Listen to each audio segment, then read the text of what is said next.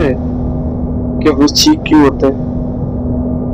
आवाज समझते हैं क्यों वो छींक होता है। हमारे नाक के अंदर कोई पार्टिकल घुसता है, कोई जर्म्स वगैरह, तो हमारे नाक के अंदर का रिसेप्टर और दिमाग को सिग्नल भेजता है कि नाक के अंदर कोई जर्म घुसा है।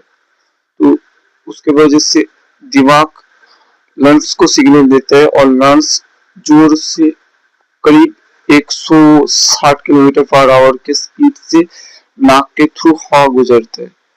उसके कारण नाक के अंदर जो जर्म्स पार्टिकल घुसे थे वो सब बाहर हो जाते हैं, इसलिए वो छींक होता है, ताकि हम जर्म से दूर रहे।